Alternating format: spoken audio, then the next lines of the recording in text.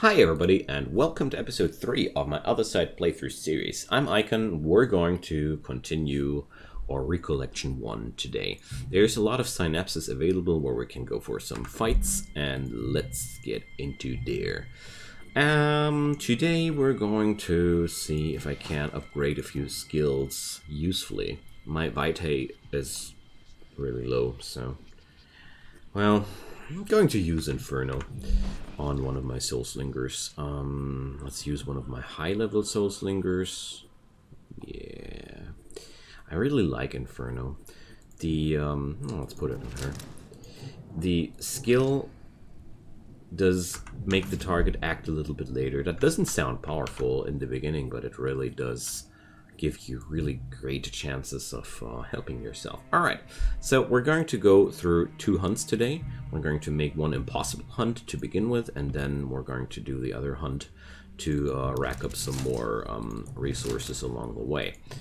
Goal for Recollection 1 is, for me, also to just create some powerful daughters, which we can resurrect in the next playthrough, because we must prepare to pay any price. We won't be able to finish the game on Recollection 1. I mean, maybe it's technically possible, but it's a real pain because you're missing out on so many damage buffs, HP buffs, and no victory, buffs over no buffs. Heroes. So, here we go. We're going to face here 13 enemies today, and that's quite a lot. And let's see. I don't want to wait simply up front there, because that's there's a high possibility that in my back are enemies about to spawn. So I don't want to take that risk at all. Instead, I'm moving my units a little bit more up front. Okay. Well, it's only a cursed therapist, so I might assume that this guy won't be shooting immediately. So what we see here, they're moving closer to us, and that would be okay. The moment where I thought he would take his gun and aim at me, but well. So I'm pretty sure that their demise triggers new spawns. Exactly. That's what I thought how this level would work. So basically, for every unit I take down, there's going to be new enemies spawning around me. Scavengers, to be exact. Oh boy, that's nasty. Okay. So, how to deal with this?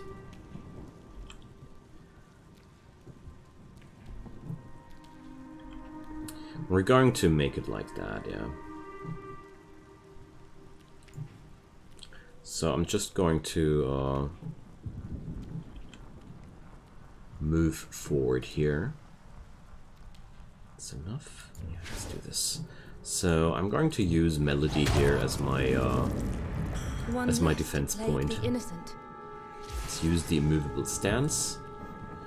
And now I'm going to gotta move far. Put up the shadow round.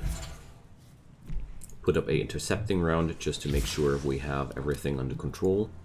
And take a volley on this little bugger here. And next up is Celeste. Going to make sure that I use the cover of her immovable stance. Activate all these skills here too. And destroy at least one of those guys. Alright, there we go. So let's see.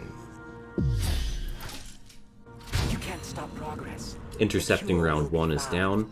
This guy goes rather for the massive shot. Okay, don't mind that he does. Memories of another life. And we get to act too late, that's for sure. Alright.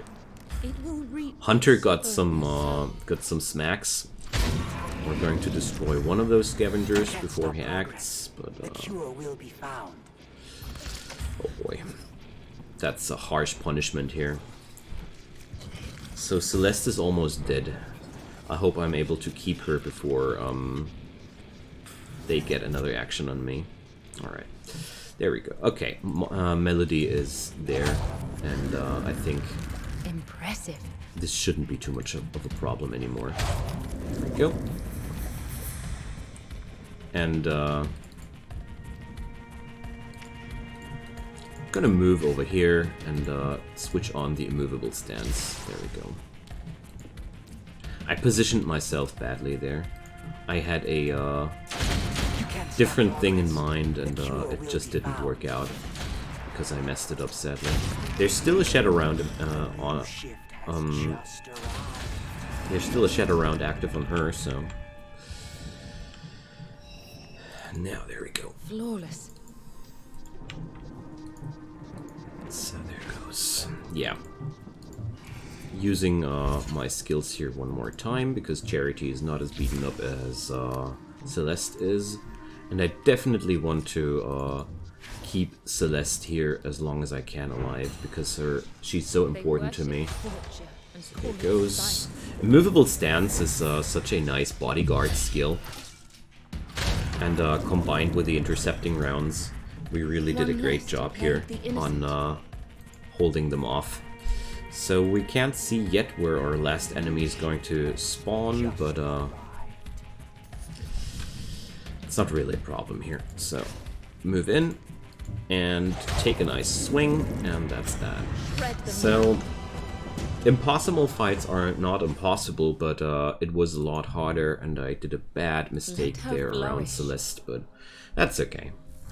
There's one good thing about that. If you have daughters which are that low on HP, they're perfect to heal up other units, because she can heal somebody else completely. That's really powerful. So we unlocked a new remembrance. What might that be? The corroded scissors was not new. I already looked at that during the last episode. Don't fool me. We didn't unlock any new traits. We got some level ups though. That's really neat. And let's see if I plundered some new memories. I did. Impasse. Well, no, that's not really new. Or is it? Oh yes, it is new. It is the critical chance. Way better than the other one. Visitor is not as good as it sounds. And Witch is... Wait a sec. Witch and Impasse are the same. Okay. So... Well... Considering how low on alternatives I am, I'm going to take that memory for now. I'm not a big fan of these crit improvers or crit influencers. Increased damage done by the target. That's a buff skill memory.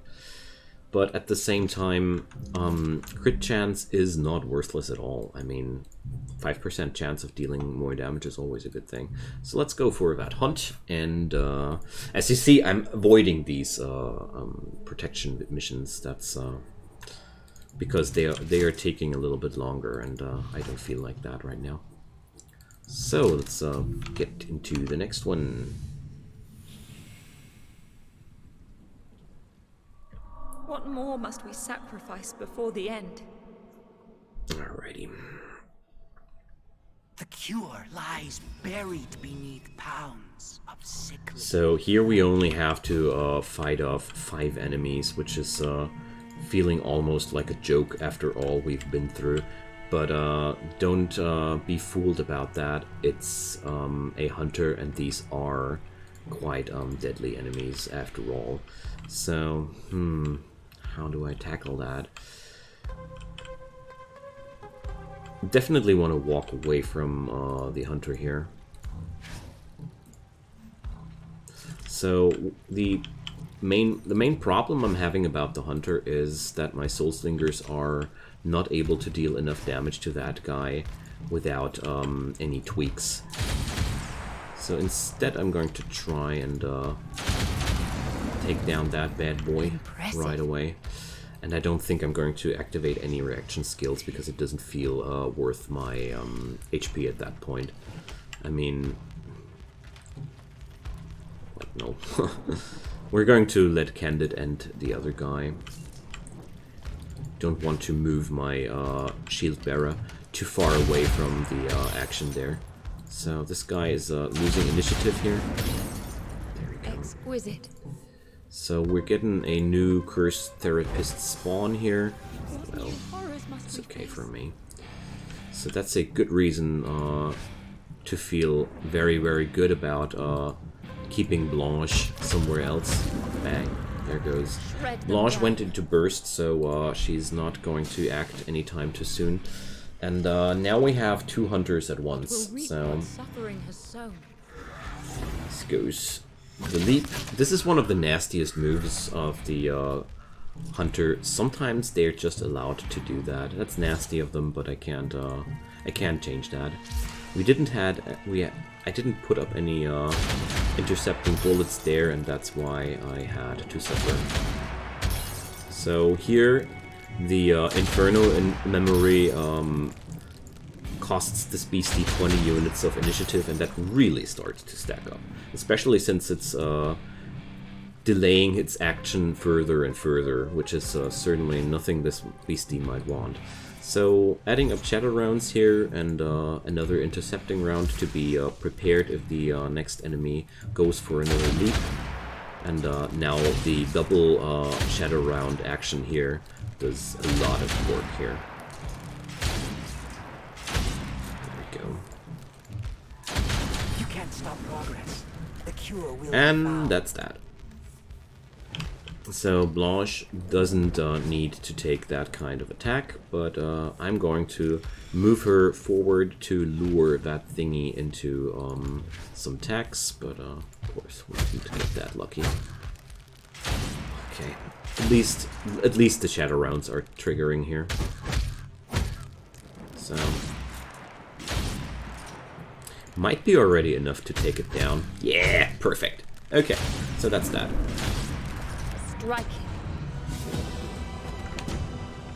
So the major difficulty about this fight was meant to be the double hunter show up. So there we go. Let's check out what the inner void has to say. So she got the ethereal frame trait. Well, not a big fan, like I mentioned before. Okay, what kind of memories did we acquire? Drill. Yeah, that's a good one. This is really, and departure. These are the skills the memories that I really love to put onto Soul Slingers. The 20% increase is good for Blade Masters, because they're having a higher base damage. So let's go for our good old friend, the how was his name again? The surgeon, because it's time to kill him here, and that's going to end today's episode. So I'm going to rack up my strongest units, that's for sure. That's going to be Constance, Charity. Well, Charity is already pretty roughed up, man. Not cool. Yeah, we're going to heal Celeste here. I'm going to regenerate her out of the Blade Master Melody. I really love to sacrifice Blade Masters into Soul Slingers, because Blade Masters give you a flat damage up and a critical damage up, but the flat damage up applies on every single shot of their 3-burst combo, and that's why I feel like Blade Masters really synergize so good into Soul Slingers. Her sacrifice So there goes. births another hope. Alrighty, and there we go. So I'm gonna use this and add the departure skill, and I want Blanche on this fight as well. And oh well, do I really want to? Yeah, I do. I don't want to bring a level 2 Blade Master into this. That doesn't sound sane to me. Alright, we bring Celeste and we bring Blanche. Blanche will get, well, let's give her the drill. I know it's better on a Blade Master, but I don't want to not use it. And there we have a Shadow Round. Why not add a Visitor skill to the Shadow Rounds here? So we get, in the end, Constance and Celeste, right? Right. So let's add another Visitor bullet to that. And yeah, there goes. We must break the tie that binds the child to suffering. And Constance and Blanche. There we go. So for Recollection 1, I aim to at least get towards the boss 2. That I get the 2 resurrection marks for my daughters. Don't know if I get that far though. Our research must continue. But it should work. So say hello to the first big bad boss. I really love that one. A monument to terror. So the They basic mechanics destroyed around a this boss are child and quite called easy. it mercy. He has his followers, and as long as these followers are acting alive and acting, they're going to buff the hell out of their leader. Shred The them moment down. he loses the last of his followers, he's going to lose a lot of his power and starts to go into a way more aggressive stance than before. Before that, the surgeon is not really that aggressive in his Shred them behavior. down. So for now, I'm just taking down 2 of those sycophants and or caretakers, and let's move towards here. Each caretaker increases his armor and buffs the surgeon's stats in general in a way that it's pretty hard to actually wound him or do anything against him. And of course, he can summon more of them. But they're like his cultists, and just because of that, they're following him quite blindly. So it's not that hard to take him down or anything. So sadly, I won't be able to attack if I do it like that. Well, it's okay for me. Let's take the defensive stance up and let Blanche stand in the face of the enemy. You know. Meanwhile, we're taking down more of those caretakers. Sadly, I didn't have any shadow rounds up, but that's okay. So, bringing up all the interruptions and support skills that I can to make sure that we're going to take as little damage as possible, basically. So I'm not sure, was that far enough? No, it wasn't far enough. I need to take one more step. Dang, that limits her to only 1 shot this turn. Whatever. So, that one. Exquisite. And now we're just interrupting the guy here. The attacks are completely useless, but they're still interrupting his attacks against my daughters, and that's what it's all about. Flawless. So, I misplayed that one. I forgot about the base attack of those little buggers. Dang. Well. Usually, when I do this fight, I don't need that much resources anymore to take down a caretaker. Usually, you get to kill them in one go. And you don't need to use that much resource. So let's keep using that, just in case that somebody might actually attack Blanche. As unlikely as that might be. So now he goes into Whatever his we can to second prevent phase. This torture. And now the real fight begins. And the cool music starts. I really love this game for its art style and how it's presented. The good part about Phase 2, the caretaker, the surgeon loses his resistance taken out, he gets from those caretakers, and we are allowed to take a massive shootout on him. It's already a lot of damage. Celeste's full action was taken on him. So he's using his self buff, and well, we didn't have any interruption skill available at that point, so I'm not going to move, by the way, because if I move, Constance can shoot only 3 times. If I don't move, she gets 4 attacks, and that's worth it.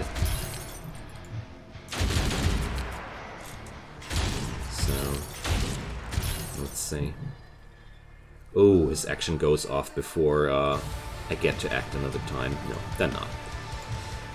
I didn't notice that at the beginning. I'm not convinced that I'm going to take him down. I should have, but whatever. He's going to die by intercepting. Whatever. So that's that. Boss 1 down. Alrighty. Memories of another life. What I do like about this Guard game a them lot well. is that it really plays differently compared with all these turn-based combat strategy combat games that I've played in the past. Question. So, Play. thanks for watching this episode, my friends. I hope you enjoyed the ride. Feel free to drop me a comment down below about whatever you have on your mind. We're going to see each other in the next episode, and we're going to do more of that. Also, feel free to leave me a thumbs up on that video or a subscription if you want to join the crowd, get some notifications if you want to. Apart from that, my Discord server can be found down below in the links, and there you find my YouTube release schedule where you get a glimpse on what's going to be released, and you might not miss out anything which you're interested in anymore.